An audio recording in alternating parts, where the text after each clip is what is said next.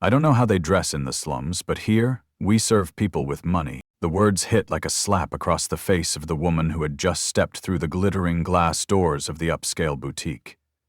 Without so much as a furrowed brow or a word in response, the woman merely paused, her gaze sweeping across the lavish displays with a composure so chilling it drew the air from the room. This was Jada Smith, 45 years old. She carried a serene kind of beauty, the kind that radiated quiet power. The store manager, Karen, sauntered over with exaggerated grace. Her glossy, curled hair framed a face painted with deep red lipstick, and her eyes scanned Jada from head to toe with thinly veiled contempt. She offered a feigned, thorn-laced smile and murmured, "Perhaps you're looking for the clearance section. It's in the back, near the emergency exit." Jada returned a subtle, knowing smile. The boutique still glowed under its golden lights, and the scent of expensive perfume still hung in the air, but something invisible had shifted. In 7 minutes, the name Jada Smith would drain every face in that store of color as if they had just seen a ghost. Jada steps past the guard after he reluctantly moves aside, his muttered complaints following her through the doorway. The interior of prestige fashion sparkles with luxury. Crystal chandeliers cast warm light over carefully arranged displays of designer clothing, and the subtle scent of expensive perfume hangs in the air. She moves through the store with an ease that suggests familiarity, though she pretends to browse casually. Her fingers trail along silk scarves and cashmere sweaters, as her eyes take in every detail of the operation she knows so well. The layout, the lighting, the carefully curated merchandise. All of it bears her personal touch from years of building this empire. Store manager Karen Williams notices the new customer immediately. At 38, Karen has spent 15 years in retail management, climbing her way up through sheer determination and what she considers practical customer assessment skills. She approaches Jada with a smile that doesn't quite reach her eyes. "Can I help you find something specific?" The pause before specific hangs in the air like a challenge. "Just browsing for now, thank you," Jada responds pleasantly, continuing to examine a rack of evening wear. Brad, a 26-year-old sales associate with perfectly styled hair and an expensive watch, begins shadowing Jada's movements. He pretends to reorganize displays while keeping her in his peripheral vision, his actions obvious to anyone paying attention. At the other end of the store, a wealthy white woman in her 50s enters, to immediate fanfare. 2 associates rush to greet her, offering champagne and discussing her usual preferences. The contrast is stark and deliberate. Karen returns to Jada's side, her professional mask slipping slightly. "Those items are quite expensive. Do you need to see the price tags?" Her tone suggests she's doing Jada a favor by pointing out what should be obvious. Jada examines a stunning emerald dress, reading the designer label with familiarity. "This is beautiful work. I've always admired this designer's attention to detail." Her knowledge surprises Karen, who expected ignorance rather than expertise. Brad's voice carries across the store as he makes an announcement clearly directed at Jada. "I need to inform all customers that we have a no-return policy on damaged merchandise." His eyes lock onto Jada's as he speaks. The security guard positions himself near the exit, making his presence known. Other customers begin to notice the subtle tension, some glancing between Jada and the staff with growing awareness. Jada continues browsing, occasionally pulling out her phone to take photos. "These would be perfect for my daughter," she mentions to no one in particular, though her real purpose is documenting the staff's behavior. Each photo captures not just merchandise, but the positioning of employees and their visible reactions. Karen whispers urgently to Brad, her voice carrying just enough for Jada to overhear. "Keep an eye on that one. You know the type." Jada's composure never wavers, but her photographer's eye has captured something more valuable than fashion: evidence. She moves toward a display of handbags, her movements graceful and deliberate. When she mentions specific designers by their first names and demonstrates sophisticated knowledge about fashion history, the staff's suspicion only increases. The irony is lost on them entirely. The woman they're treating as an unwelcome intruder knows more about luxury fashion than all of them combined. She's the one who selected many of these pieces, who negotiated with designers, who built the very standards they claim to protect. As Jada examines a silk scarf with genuine appreciation for its craftsmanship, Karen approaches again. "So what brings you to our boutique today? Are you looking for something for a special occasion? A job interview, perhaps?" The suggestion hangs in the air like an insult wrapped in false concern. Jada looks up from the scarf, meeting Karen's gaze directly. "I'm shopping for professional attire." Karen's response comes with barely concealed skepticism. "Oh, what type of work do you do?" Jada's answer is simple and honest.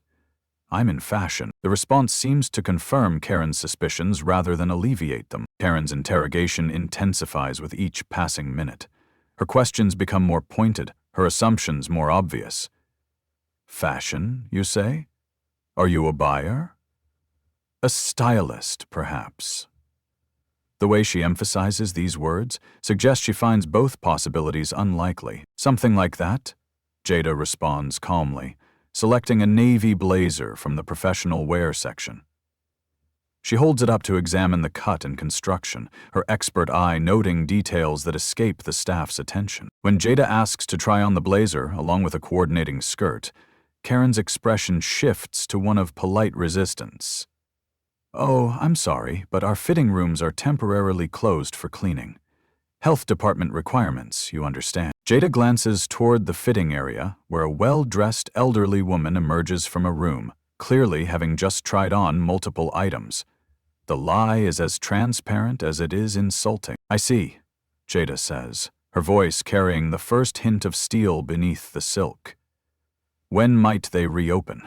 "Hard to say. Could be hours."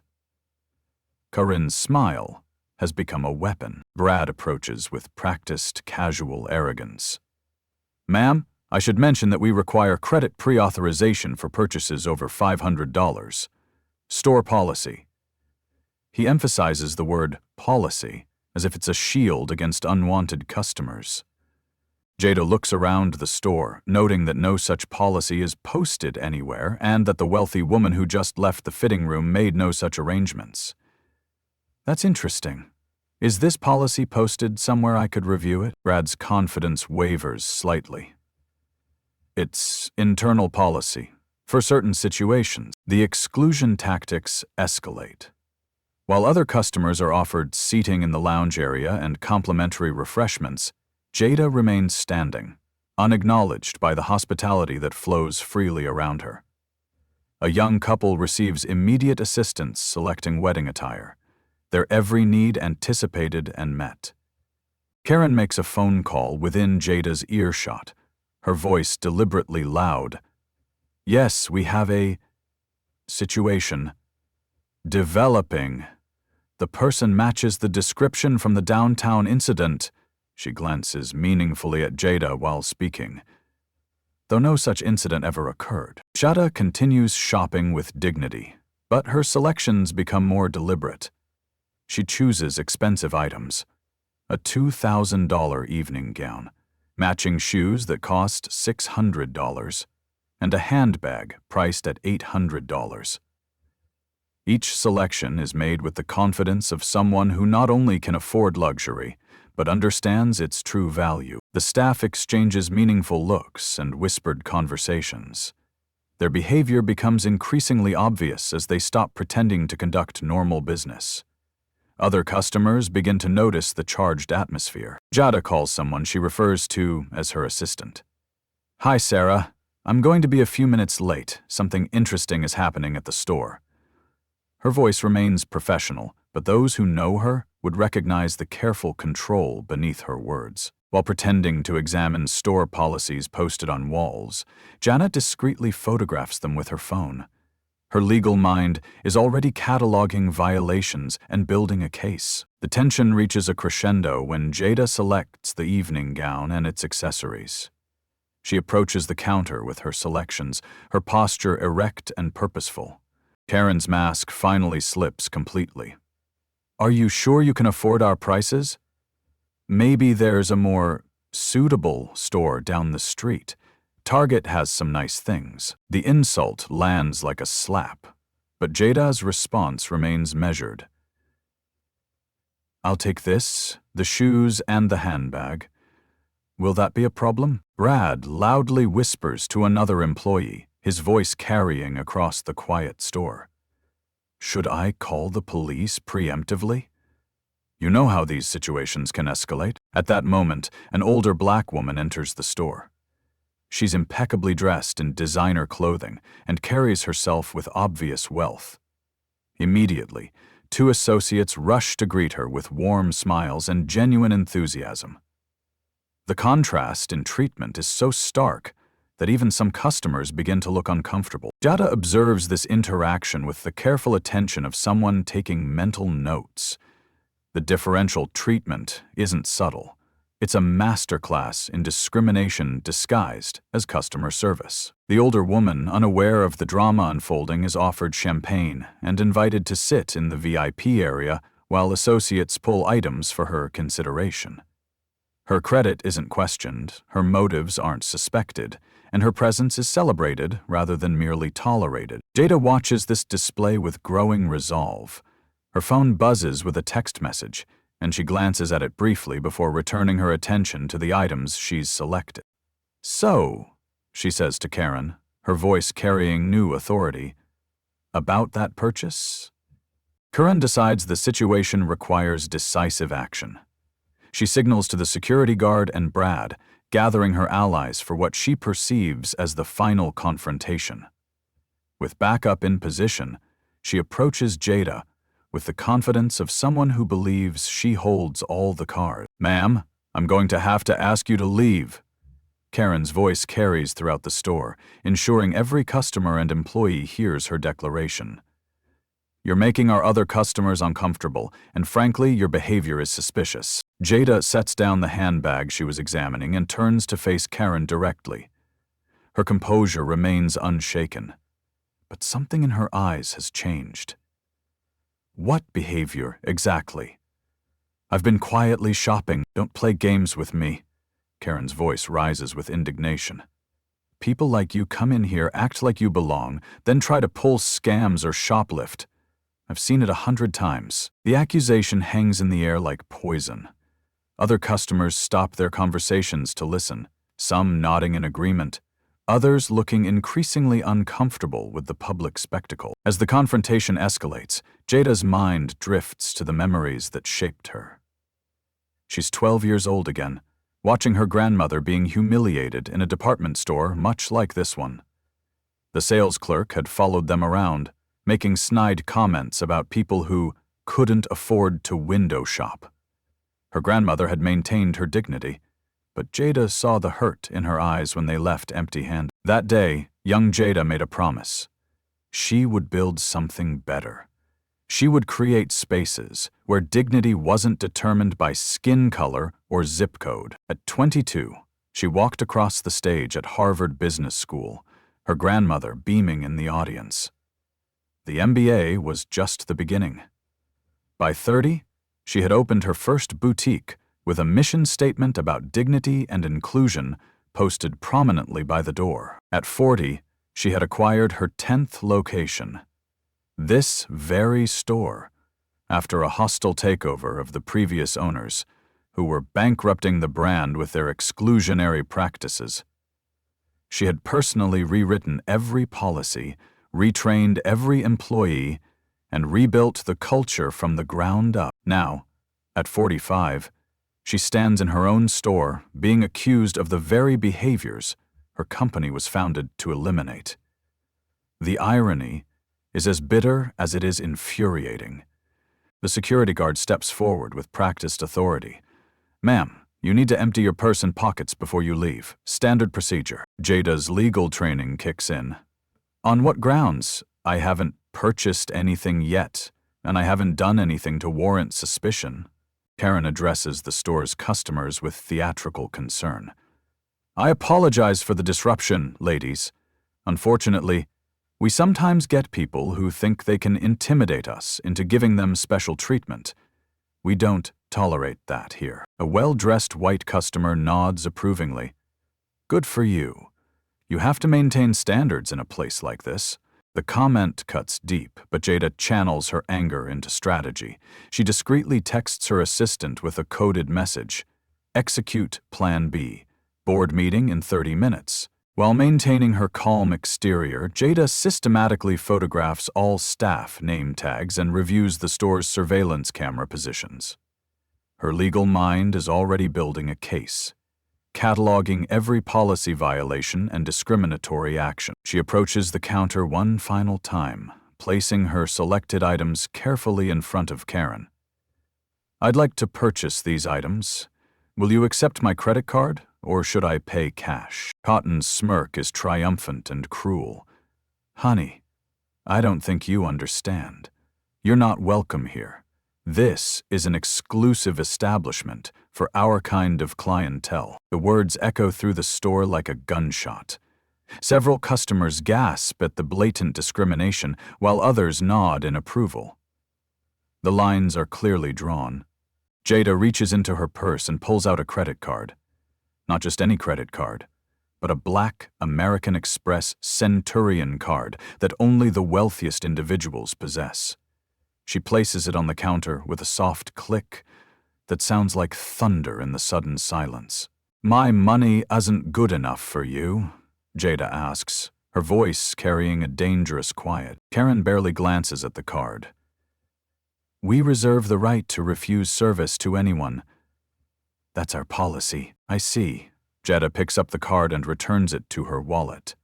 And this policy, does it apply to everyone equally? The question hangs in the air as Jada glances pointedly toward the VIP area, where the older black woman continues to receive royal treatment. Karen follows her gaze and realizes her mistake, but it's too late to backtrack.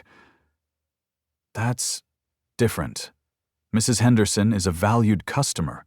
Different how? Jada presses, but she already knows the answer. The only difference is that Mrs. Henderson's wealth is immediately visible in her designer clothing and jewelry. The security guard grows impatient.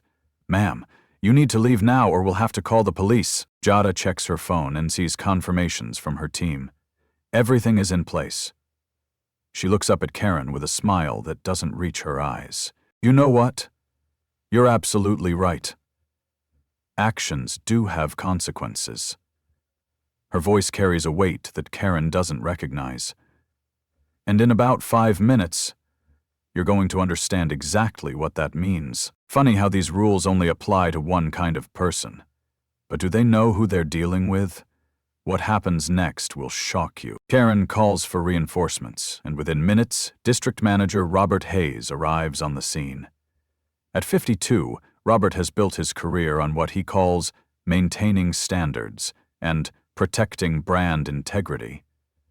He strides into the store with the confidence of someone who has handled these situations many times before. What seems to be the problem here, Karen? His voice carries the authority of middle management and the smugness of someone who believes his title makes him untouchable. Karen immediately launches into her prepared narrative, speaking loud enough for the entire store to hear. This woman is refusing to leave after being informed she doesn't meet our clientele standards. She's been acting suspiciously and making other customers uncomfortable. Robert surveys the scene with practiced assessment. He notes Jada's calm demeanor, her expensive handbag, and the credit card she briefly displayed. But his biases override his business sense. Miss. He addresses Jada with condescending authority. I'm the district manager. I'm going to give you one opportunity to leave quietly before we involve law enforcement. Jada remains perfectly still, her hands clasped in front of her. I haven't broken any laws, Mr. Hayes. I'm a customer attempting to make a purchase. That's debatable. Robert's voice grows sharper. My employees have informed me of suspicious behavior and policy violations. Brad seizes the moment to escalate his lie. I saw her concealing merchandise earlier. When I wasn't looking, she could have taken anything. The accusation is completely fabricated, but Robert treats it as gospel. The security guard nods gravely, as if this confirms his worst suspicions. Robert addresses the gathering crowd of customers. Ladies and gentlemen, I apologize for this disruption. Unfortunately, we occasionally deal with individuals who attempt to exploit racial sensitivities to gain unauthorized access to our premium shopping environment. The statement is carefully crafted to sound reasonable while being utterly poisonous. Several customers nod in agreement, while others shift uncomfortably. Jada notices a young black college student named Jasmine near the entrance, looking mortified and preparing to leave. Jada catches her eye and speaks quietly but firmly. Don't let this change how you see yourself. You belong anywhere you choose to be. Jasmine hesitates, then stands straighter and remains in the store. Robert demands to see Jada's identification, employment verification, and bank statements. Store policy requires financial verification for purchases over $1,000. We need to confirm your ability to pay. Jada knows no such policy exists. She designed the store's policies herself. I'd like to see this policy in writing, please. Robert's face flushes with irritation. Company policies are proprietary information. I don't have to justify our procedures to you. He insists that Jada submit to a bag search and threatens to photograph her for what he calls a shoplifter database. Each demand becomes more outrageous than the last. Jada's internal struggle intensifies. She remembers her grandmother's words. Baby, when they try to break your spirit, that's when you stand tallest. She thinks about Jasmine and all the other young people who will face this discrimination if she doesn't act. Discreetly, Jada begins live streaming the encounter to her personal social media account. As a recognized business leader, she has over 100,000 followers who begin watching in real time. Comments flood in expressing outrage and support. She texts her head of security. I need the full legal team here in 20 minutes. She contacts her college roommate Jennifer, now a local news director. Jennifer, I have a story you'll want to cover. Bring cameras. Documentation flows to the State Attorney General's Civil Rights Division with a few taps on her phone. Robert becomes increasingly agitated as Jada remains calm and professional. He starts making veiled threats about teaching her a lesson and ensuring she understands her place in the community. I understand my place perfectly, Mr. Hayes, Jada responds. The question is, do you understand yours? The confrontation escalates minute by minute. Robert demands financial verification, threatens police involvement, and makes false accusations. He attempts to physically intimidate Jada by standing too close and using his height advantage. When mall security arrives, Robert declares triumphantly, You see? Actions have consequences. Maybe next time you'll think twice before trying to shop above your station. Jada checks her phone. Her board members are in position outside. Her legal team is ready. The media has been alerted and is en route. Everything is falling into place. Other customers begin taking sides. Some support Robert's actions, nodding approvingly at his handling of the situation. Others look increasingly uncomfortable, particularly when they notice the stark difference in how Mrs. Henderson continues to be treated in the VIP area. A middle-aged white woman approaches the counter. Excuse me, but I've been shopping here for years, and I've never seen anyone treated like this. What exactly has she done wrong? Robert dismisses the question with a wave. Ma'am, please don't let this disruption concern you. We handle these matters professionally, but the question has been asked, and others begin to wonder. What exactly has Jada done, except shop while black? Jasmine, the college student, begins recording everything on her phone. Her social media savvy kicks in as she realizes she's witnessing something that needs to be documented. Robert notices the recording and becomes more aggressive.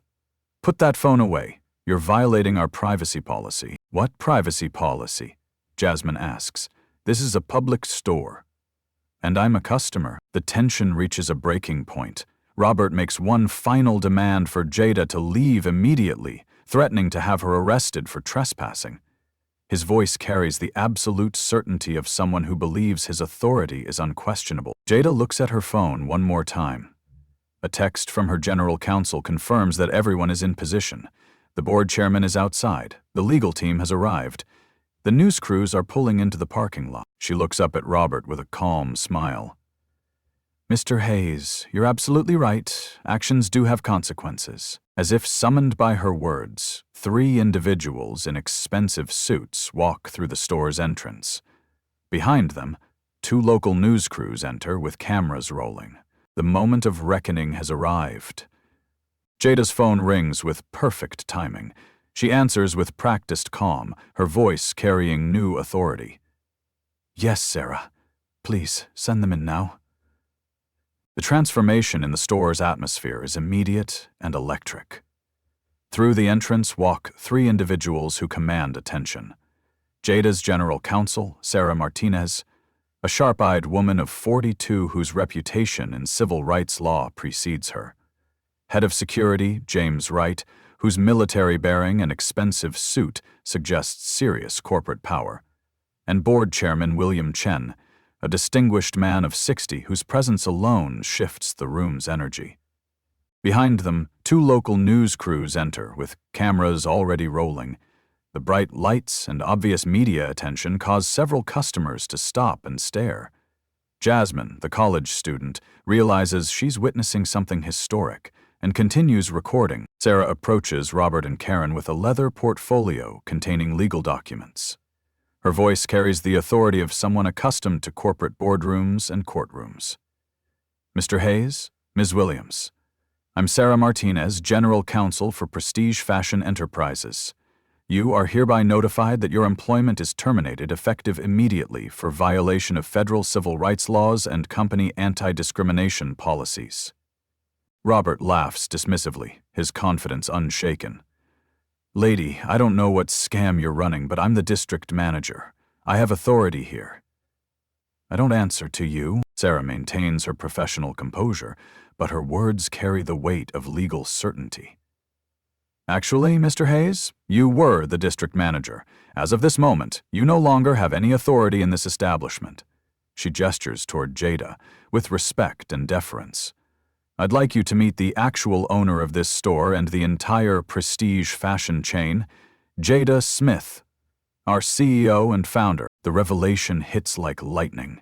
Robert's face drains of color. Karen stumbles backward, nearly knocking over a display. Brad drops the merchandise he was holding. Customers gasp and immediately begin recording with their phones. The security guard tries to quietly slip toward the exit. Jada steps forward, her entire demeanor transformed. The quiet customer has become the commanding executive she truly is. But her power is tempered with grace and dignity. Mr. Hayes, Ms. Williams, she begins, her voice carrying the authority of someone accustomed to running board meetings and making million-dollar decisions. For the past hour, you have violated every principle this company was built on. Prestige Fashion was founded on the belief that every person deserves to be treated with dignity and respect, regardless of their race, background, or appearance. Sarah presents the evidence with legal precision. Jada's business license and ownership documents are spread across the counter. Store security footage from the past hour is queued up on a tablet. Audio recordings of the discriminatory statements are ready to play. Witness statements from other customers have already been gathered. The documentation of policy violations fills several pages. The news cameras capture every moment as Jada addresses the gathering crowd. Her voice carries the passion of someone who has lived through discrimination and chosen to fight it through business success. I founded this company 15 years ago after my grandmother was humiliated in a department store, much like what happened here today. She taught me that dignity isn't about the clothes you wear or the money in your bank account.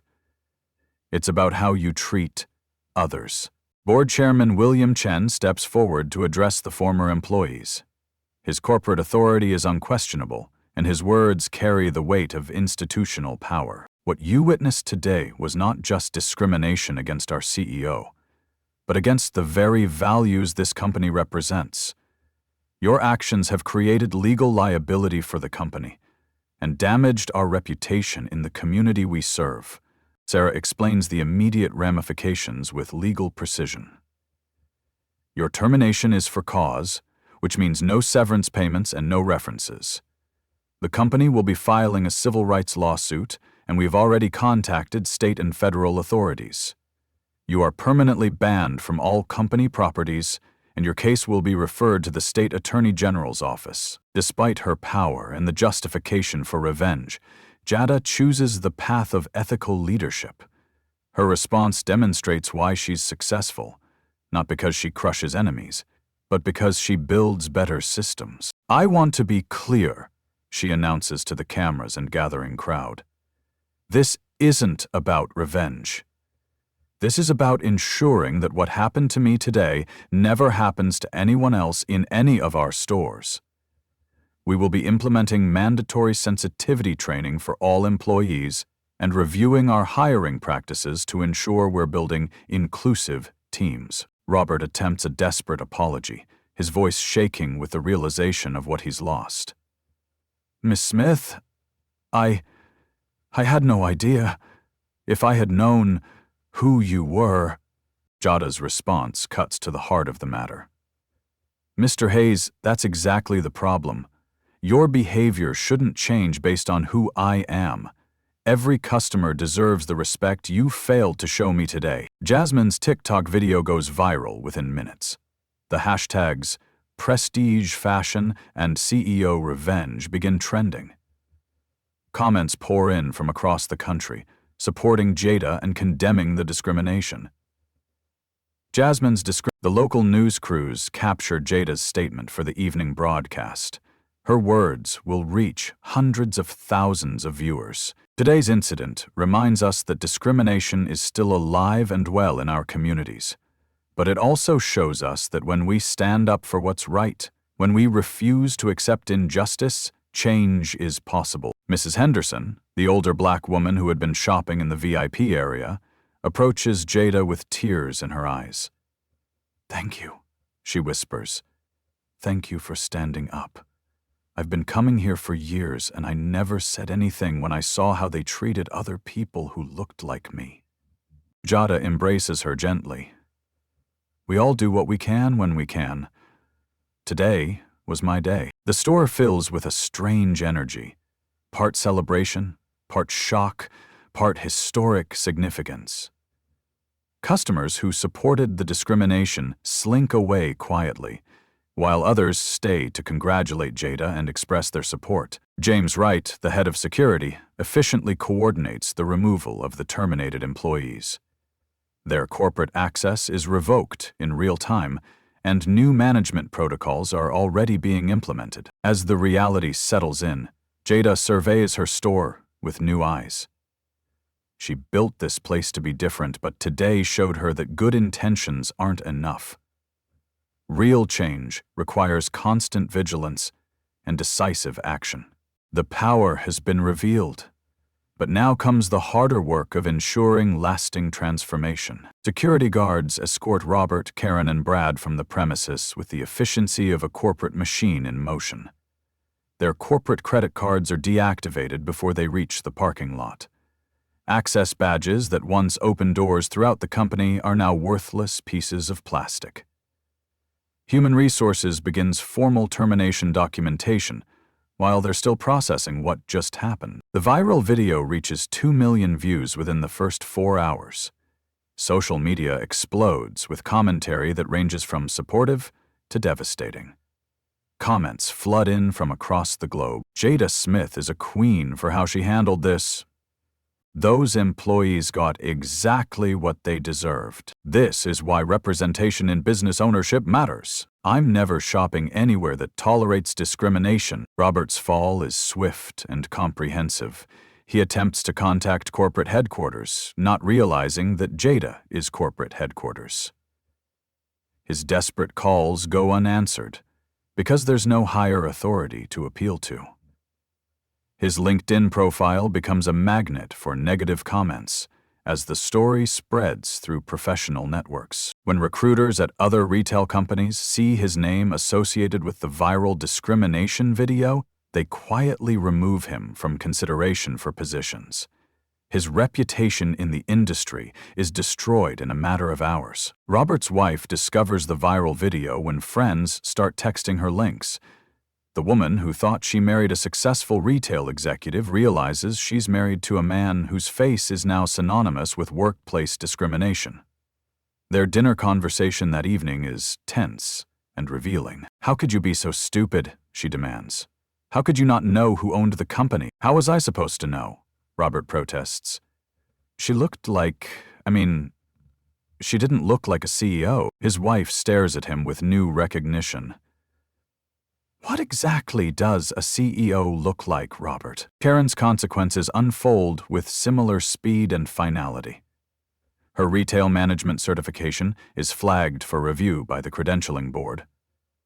Other luxury retailers who were considering her for management positions quickly distanced themselves after viewing the viral footage. Her personal social media accounts become battlegrounds as friends and strangers debate her actions.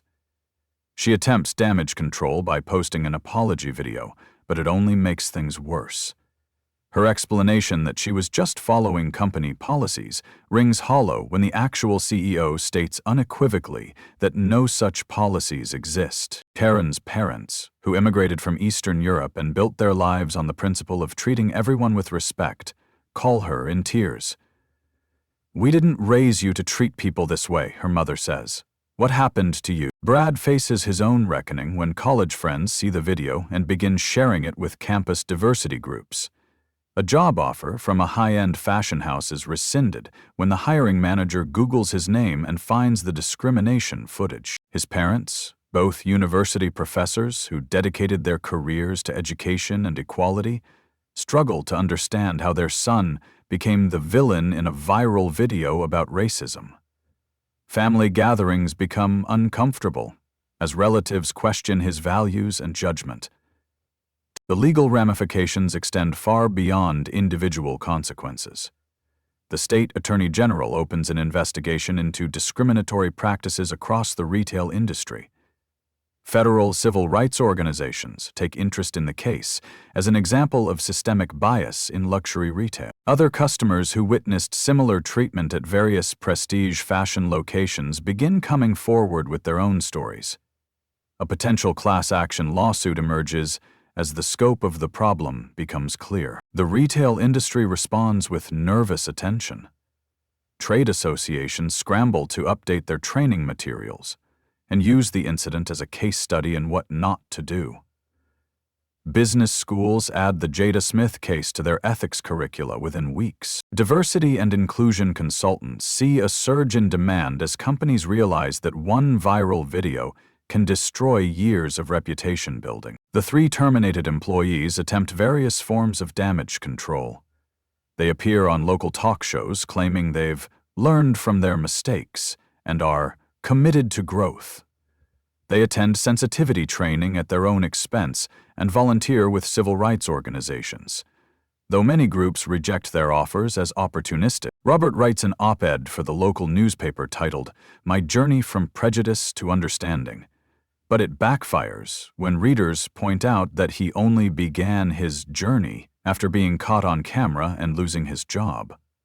Their attempts at rehabilitation highlight a fundamental misunderstanding. They treat their discrimination as a mistake in judgment, rather than a character flaw that requires genuine transformation. Jada watches these developments with mixed feelings. She takes no pleasure in their professional destruction, but she recognizes the necessity of consequences. Without real repercussions, discrimination continues unchecked. More importantly, she implements immediate systemic changes throughout her company. All stores receive emergency sensitivity training within 48 hours. New hiring protocols emphasize diversity and inclusion, not as buzzwords, but as fundamental business requirements. A customer feedback system for reporting discrimination is installed in every location. A zero-tolerance policy with clear consequences is posted prominently. An anonymous reporting system allows employees to report bias they witness among their colleagues. The young college student Jasmine becomes an unexpected advocate for retail justice. Her TikTok account grows to hundreds of thousands of followers as she documents her experiences shopping while Black and highlights companies that demonstrate genuine inclusion. The user's inclusion, Mrs. Henderson, inspired by Jada's courage, begins speaking out about her own experiences with retail discrimination. Her testimony helps other customers find their voices and demand better treatment. Community organizations rally around Jada and the prestige fashion brand. The local NAACP chapter commends her handling of the situation. Business leaders invite her to speak at conferences about inclusive leadership. The fall of the antagonists is complete. But Jada recognizes that their punishment is less important than the systematic changes their behavior revealed as necessary. Real victory isn't in their destruction. It's in the transformation of an industry that allowed their attitudes to flourish. 1 month later, Jada returns to the same store, but everything has changed. The manager is now Keisha Washington, a brilliant 29-year-old Black woman whom Jada personally recruited from a competing chain and trained in the company's values-based approach to retail. The transformation is remarkable. The staff reflects the community's diversity, and the atmosphere radiates genuine welcome rather than exclusive intimidation. Every employee has completed comprehensive sensitivity training, but more importantly, they've been hired specifically for their commitment to treating all customers with dignity. Jada walks through her store with quiet satisfaction, observing interactions between staff and customers of all backgrounds. A young Latina mother receives the same attention as an elderly white businessman. A teenage boy shopping for his first suit gets expert guidance without condescension. Keisha approaches Jada with genuine warmth. "How does it feel to be back?" "Like coming home," Jada responds, and she means it. "This is what I always envisioned." Jasmine, the college student who witnessed the original incident, now works part-time at the store while finishing her business degree. Jada has become her mentor, showing her that obstacles can become opportunities when met with strategic thinking and moral courage. "You could have destroyed those people completely," Jasmine says during a quiet moment. "Why didn't you?" Jada's response reflects the wisdom gained through years of building a business with purpose. "Jasmine, real power isn't about crushing your enemies. It's about creating a world where what happened to me becomes impossible for future generations." The incident sparked broader changes throughout the retail industry. Local retailers adopted inclusive training programs after witnessing the consequences of discrimination. Mall management implemented anti-discrimination policies. Customer advocacy groups gained stronger voices in corporate boardrooms. Young entrepreneurs found new support systems as established business leaders recognized their responsibility to mentor the next generation of inclusive leaders. Jada reflects on the experience in a follow-up interview with the local news station. Her philosophy has crystallized through the ordeal. "My grandmother used to say, 'Baby, they can try to make you feel small, but remember, you carry the dreams of everyone who came before you.' Today, I try to carry the dreams of everyone who will come after me." The ripple effects continue expanding. Other business owners share their own discrimination stories, creating a movement of transparency and accountability. Corporate boards diversify their leadership as companies realize that inclusion isn't just morally right, it's economically essential. Business schools teach the Jada Smith case as an example of ethical leadership under pressure. Students learn that how you wield power reveals more about your character than how you acquire it. Jada addresses those who face similar challenges during speaking engagements at universities and conferences. Her message resonates with audiences who see their own struggles reflected in her story. To anyone who has ever been made to feel like they don't belong, you do belong. Your presence in any space is valid. Your dreams are valid. And sometimes, the places that try to exclude you are exactly the places you're meant to transform. Her experience transformed her understanding of success. This wasn't just about one bad day at a store. This was about recognizing that we all have a responsibility to create the world we want to live in. Every interaction is a chance to choose dignity over discrimination, inclusion over exclusion, love over fear. Jada admits the experience changed her profoundly. I realized that my success means nothing if I don't use it to lift others. That day reminded me why I started this company. Not just to sell clothes, but to sell the idea that every person deserves to be treated with respect.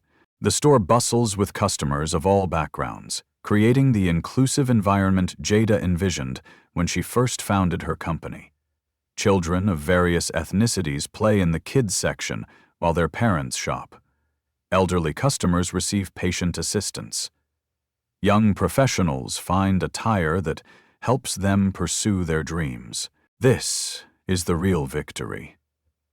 Not the punishment of those who discriminated, but the creation of spaces where discrimination cannot take root. Jada built something that will outlast any individual incident or person. As she prepares to leave, Jada notices a young black girl with her mother, both trying on dresses for what appears to be a special occasion.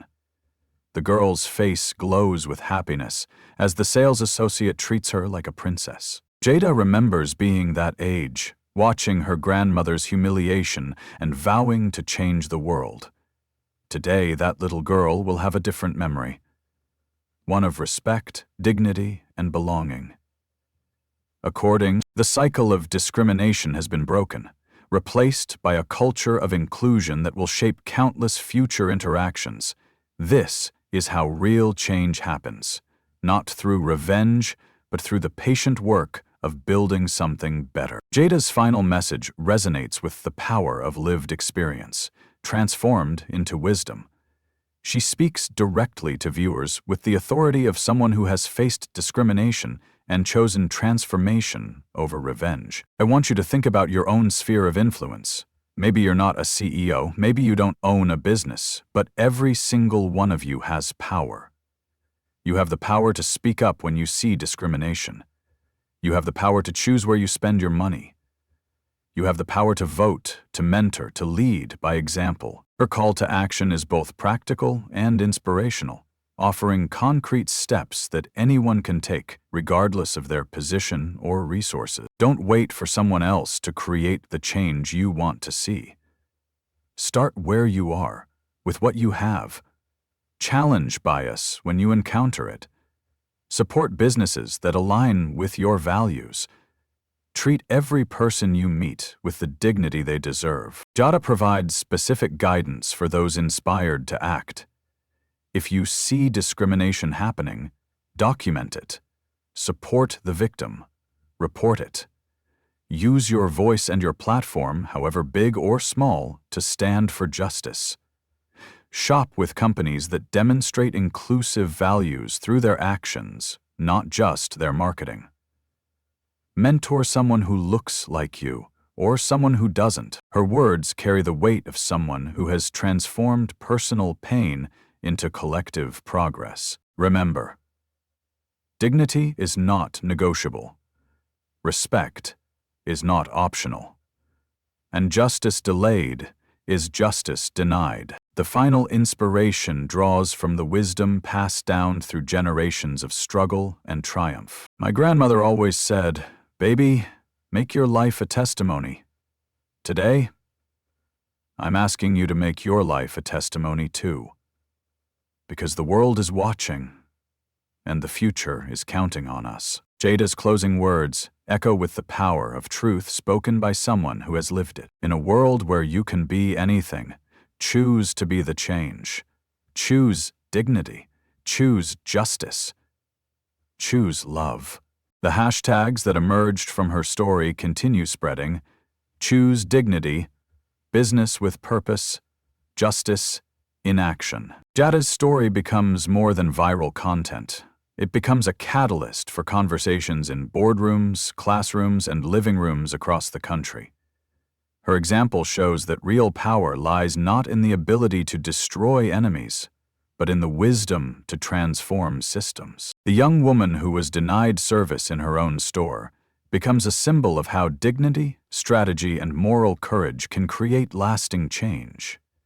Her grandmother's lessons about standing tall when others try to break your spirit live on in the policies, training programs, and cultural shifts that followed that fateful afternoon. Jada Smith didn't just get revenge on those who discriminated against her. She got something better. She got justice, and she built a foundation for ensuring that future generations won't have to fight the same battles. In a world that often rewards those who tear others down, Jada chose to build others up. That choice made all the difference.